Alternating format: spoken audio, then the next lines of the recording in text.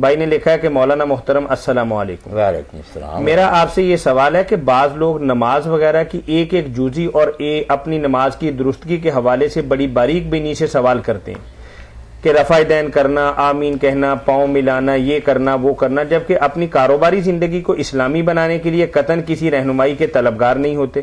تو ایسے لوگوں کے متعلق شریعت اسلامیہ کا کیا حکم ہے؟ شریعت اسلامیہ کا حکم تو یہی ہے کہ کیا تم کتاب کا کچھ ایسا مانتے اور کچھ نہیں مانتے، جو ایسا کریں گے ان کی جزا اللہ کہتا ہے یہی ہے کہ دنیا میں بے رسوا ہوں گے، آخرت میں عذاب شدید میں جائیں گے. یہ اللہ کی بات مانا تو نہ ہوا، اپنی مرضی کرنی ہوئی نہ. کوئی ایسی تقسیم نہیں کرنی چاہیے کہ دین کے یہ عبادات کے حصے لے لیں، معاملات چھوڑ دیں، معاشرت چھوڑ دیں، سیاسیات چھوڑ دیں. یہ دین تو نہ رہا. آپ نے مشین کے پرزے جو ہیں سارے بکھیر دیے، ایک آدھ پرزہ لے لیا، اس کو تیل ملتے رہے، خوب رگڑتے رہے صاحب، وہ کیا نتیجہ دکھائے؟ مشین تو کام تب کرے گی یا سارے پرزے اکٹھے کام کریں.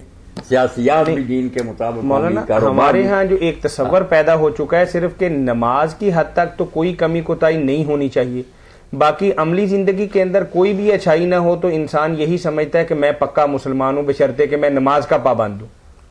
یہی تو تحرمیہ گمراہی ہے کہ دین کو ٹکڑے کر لیا اور اپنی مرضی کا بنا لیا. دین جو ہے نا سارے اس کے شعبے جو ہیں وہ اللہ کی طرف سے ہیں، رسول نے بتایا ہیں، سب کی فکر کرنی چاہیے. باقی کوشش کے باوجود کوتاہی رہ جائے، اللہ معاف کرنے والا، استغفار کرتے رہیں، معافی مانگتے رہیں، کمی دور کرنے کی کوشش کریں. یہ جو ہے نا کہ عبادات پر زور، حج اور عمرے بہت، حلال و حرام کی فکر نہیں، کچھ فائدہ نہیں. ایسے ہی لوگوں کے بارے میں آپ نے فرمایا لوگ لمبا سفر کریں گے، بال بکھرے ہوں گے، غبار آلود ہوں گے، ہاتھ اٹھائیں گے یا رب کہہ کر روئیں گے بیت اللہ میں. آپ فرماتے ہیں مشرب حرام و ملبس حرام و غذی بالحرام.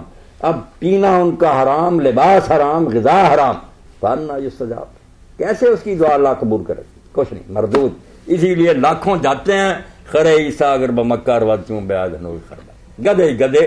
ورنہ 20-25 لاکھ ہر سال بدل کر آئے، ماں کے پیٹ سے پیدا ہو کر جیسے ہوتا اس طرح گناہ دے تو دنیا بدلنا جاتی. دین کو ان لوگوں نے مذاق بنا بالکل ٹھٹھا کے نماز کی اس فکر میں کرو. کچھ ہمارے اسلامک انسٹیٹیوٹ اور علماء کرام اور اسٹیٹ کی بھی کچھ کوتاہی نہیں ہے، کیونکہ حضرت عمر فاروق رضی اللہ تعالیٰ عنہ کے بارے میں آتا ہے کہ بازاروں کے اندر جاتے تھے اور کاروبار کرنے والے سے پوچھتے تھے کہ تمہیں اسلامی تجارت کے اصول و قواعد کا پتہ ہے؟